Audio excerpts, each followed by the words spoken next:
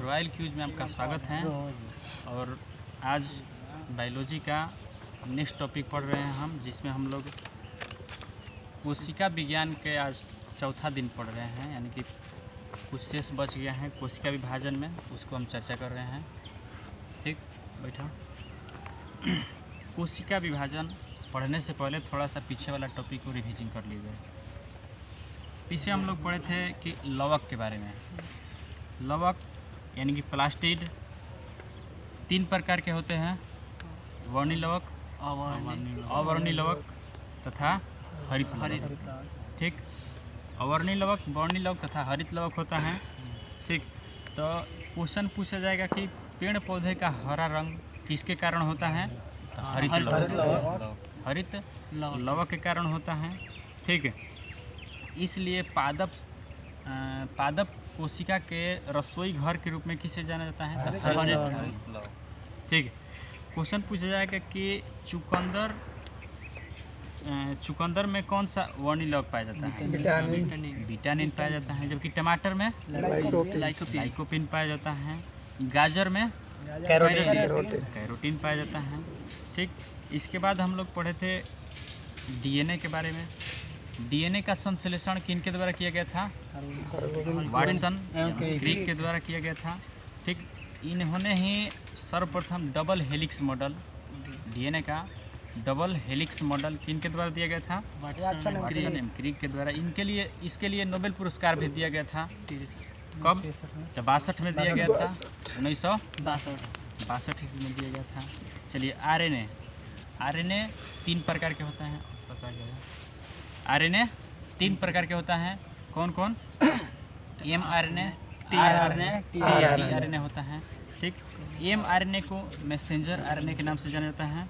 ठीक है, केंद्र के बाहर से विभिन्न आदेशों को अमीनो अम्ल को चुनने के लिए मदद करता है एमआरएनए। जबकि आरआरएनए होता है, आरआरएनए का काम होता है कि राइबोसोम पर लगे प्रोटीन संश्लेषण करने में सहायता करता है। प्रोटीन को संश्लेषण करने में सहायता करता है आरआरएनए। जबकि टीआरएनए होता है, जिसे ट्रांसफर आरएनए के नाम से जाना जाता है। तो इसका क्या काम है? तो यानी कि प्रोटीन संश्लेषण करने के लिए अमीनो अम्ल को राइबोसोम पर लाने का काम करता है। ठीक, प्रोटीन संश्लेषण करने के लिए राइबोसोम पर लाने का काम करता है कौन? टीआरएनए। इसलिए इसको ट्रांसफर हार्मोन आरएनए के नाम से जाना जाता है। ठीक, प्रोटीन बनने की अंतिम क्रिया को क्या कहा जाता है? ट्रांसलेशन कहा जाता है। ट्रांसलेशन। चलिए, कोशिका विभाजन। कोशिका विभाजन सर्वप्रथम किन के द्वारा देखा गया था? बिरचाओं के द्वारा देखा गया था। कोशिका विभाजन 3 प्रकार के होता है, समसूत्री, अर्धसूत्री, असूत्री विभाजन होता है। ठीक है, असूत्री विभाजन की सबसे पहले चर्चा करते हैं। यह विभाजन जो होता है, असूत्री विभाजन, अविकसित कोशिकाओं में जो विभाजन होता है, अविकसित कोशिका में विभाजन असूत्री विभाजन होता है। ठीक है, असूत्री विभाजन अविकसित में असूत्री विभाजन होता है। जैसे कि अमीबा, प्रोटोजोआ, ईस्ट, खमीर, ये सब, शैवाल हो गया, नीलहरित शैवाल, जीवाणु, ये सब के प्रोटोजोआ, इस सब में जो विभाजन होता है वो कौन विभाजन होता है? असूत्री विभाजन। असूत्री विभाजन। ठीक, चलिए, इसके बाद समसूत्री विभाजन। समसूत्री विभाजन को सर्वप्रथम जंतुओं में सबसे पहले किस वैज्ञानिक के द्वारा देखा गया था? डब्ल्यू फ्लेमिंग, यानी कि वाल्थर फ्लेमिंग के द्वारा सर्वप्रथम जंतुओं में समसूत्री विभाजन को देखा गया था। ठीक, जब इन्होंने देखा था तो 1882 ईस्वी में, यानी कि सर्वप्रथम फ्लेमिंग के द्वारा कब देखा गया था? तो 1882 ना, 57, यानी कि 1879 ईस्वी में देखा गया था। लेकिन 1882 ईस्वी में इस प्रक्रिया को, विभाजन की जो प्रक्रिया है, इसे माइटोसिस के नाम से नाम दिया गया था। 1882 में माइटोसिस नाम दिया गया था।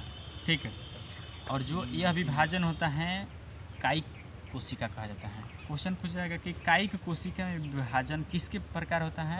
समसूत्री विभाजन होता है। जबकि अविकसित कोशिका में असूत्री विभाजन होता है। ठीक, कायिक कोशिका में समसूत्री विभाजन होता है। ठीक है, तो कायिक कोशिका जो होता है 5 चरणों में होता है।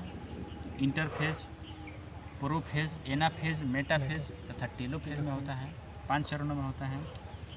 ठीक, जो ये 5 चरण में विभाजित होता है, इसके ही विभाजन के चलते विभाजन के कारण एक जनक कोशिका का जन्म होता है, यानी कि पेरेंट सेल के नाम से जाना जाता है। ठीक, पेरेंट सेल यानी कि जो विभाजन के फलस्वरूप 2 संतान की उत्पत्ति होती है। जो उत्पत्ति होता है उसे डॉटर सेल कहा जाता है, और जिससे उत्पत्ति होता है उसे पेरेंट सेल कहते हैं। सेम टू सेम, जैसे पेरेंट्स और डॉटर्स सेम टू सेम वही। ठीक, पेरेंट सेल यानी कि जनक कोशिका को पेरेंट सेल। ठीक, जो निर्माण होता है 2 उसे डॉटर सेल कहते हैं, संतति कोशिका के नाम से जाना जाता है। ठीक है, समसूत्री विभाजन के पश्चात जो होता है सबसे छोटा समय लगता है, यानी कि 2 से 3 मिनट में काम हो जाता है, यानी कि इसका जिसको कहते हैं एनाफेज।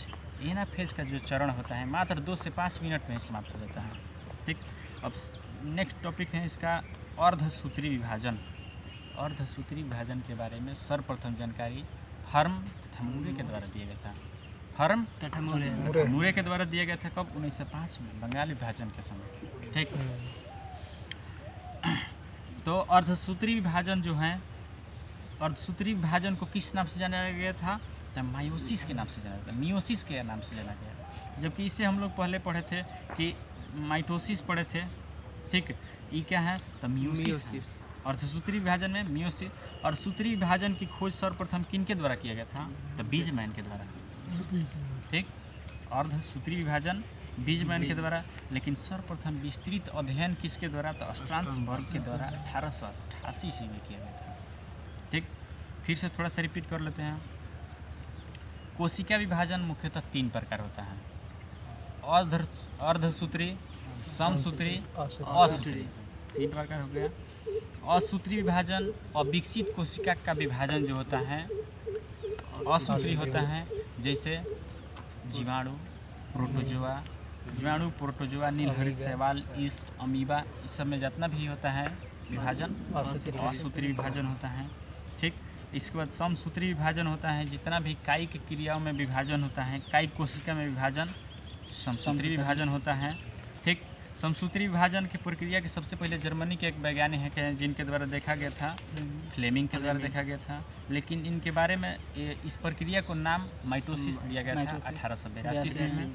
ठीक, इसका 5 चरण है समसूत्री विभाजन के: इंटरफेज, मेटाफेज, एनाफेज, प्रोफेज तथा टेलोफेज के नाम से जाना जाता है। ठीक, इस जो विभाजन है 5 चरण में, विभाजन की प्रक्रिया को जनक कोशिका के नाम से जाना जाता है, पेरेंट सेल के नाम से। लेकिन जो संतति की उत्पत्ति होती है उसे डॉटर सेल कहते हैं। ठीक, इसके बाद समसूत्री विभाजन के पश्चात जो एनाफेज होता है वो सबसे छोटी समय में हो जाता है, यानी कि सब 2 से 3 मिनट में खत्म हो जाता है। जबकि अर्धसूत्री विभाजन के बारे में सर्वप्रथम किनके द्वारा? हर्म तथा मूरे के द्वारा जानकारी दिया गया था 1905 ईस्वी में। ठीक, अर्धसूत्री विभाजन को क्या कहा जाता है? मियोसिस। ठीक, तो अर्धसूत्री विभाजन की खोज किसके द्वारा? बीजमैन के द्वारा किया गया था। लेकिन इसके बारे में अध्ययन स्ट्रासबर्गर के द्वारा किया गया था। ठीक, क्वेश्चन पूछा जाएगा कि जनन कोशिकाओं में जो विभाजन होता है वो कौन विभाजन है? तो अर्धसूत्री विभाजन होता है। बहुत इंपॉर्टेंट क्वेश्चन, जेई तक में क्वेश्चन पूछा गया है। ठीक, अर्धसूत्री विभाजन भी 2 भागों में बांटा गया है: अर्धसूत्री 1, अर्धसूत्री 2। ठीक, तो अर्धसूत्री 1 में गुणसूत्र की संख्या जब आधा हो जाती है तो अर्धसूत्री कहा जाता है। ठीक है, अर्धसूत्री के जो प्रथम विभाजन के भी 4 फेज हैं। ठीक, इसके बाद कुछ अंतर पढ़ लिया जाए कि समसूत्री विभाजन तथा अर्धसूत्री विभाजन है, उसमें अंतर क्या है।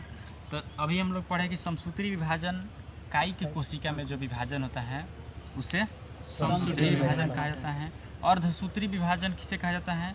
और जनन कोशिकाओं में विभाजन होता है अर्धसूत्री विभाजन कहा जाता है।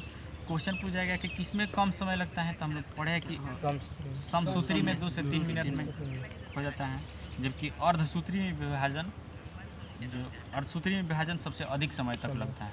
ठीक, इसके बाद समसूत्री विभाजन के द्वारा जो कोशिका बनता है, एक कोशिका से 2 नए कोशिका का बनता है, उसे ही हम डॉटर सेल के नाम से जानते हैं। जो नए 2 सेल का जन्म होता है उसे डॉटर सेल, एक कोशिका उसको पेरेंट सेल के नाम से जाना जाता है, जो दो निर्माण होगा उसे डॉटर सेल के नाम से जाना जाता है। ठीक, इसके बाद जो अर्धसूत्री विभाजन होता है उसमें एक कोशिका से 4 कोशिका का निर्माण होता है। अर्धसूत्री विभाजन में एक कोशिका से 4 कोशिका का निर्माण होता है, जबकि समसूत्री विभाजन में 1 से 2 का निर्माण होता है। अर्धसूत्री में 1 से 4 का निर्माण होता है। ठीक, समसूत्री विभाजन में होता है कि गुणसूत्र अनुवांशिक पदार्थ का आदान प्रदान नहीं होता है, जबकि अर्धसूत्री विभाजन में गुणसूत्र का आदान प्रदान होता है, एक पीढ़ी से दूसरा पीढ़ी में जाता है। ठीक, अब क्वेश्चन पूछा जाएगा कि समसूत्री विभाजन का सबसे छोटी इकाई क्या है, तो प्रोफेज अवस्था। समसूत्री विभाजन की सबसे छोटी इकाई प्रोफेज होता है, जबकि अर्धसूत्री विभाजन का सबसे लंबी अवस्था है प्रोफेज है, उसका सबसे छोटा, इसमें सबसे लंबा। ठीक, प्रयोगशाला में डीएनए संश्लेषण हरगोविंद खुराना के द्वारा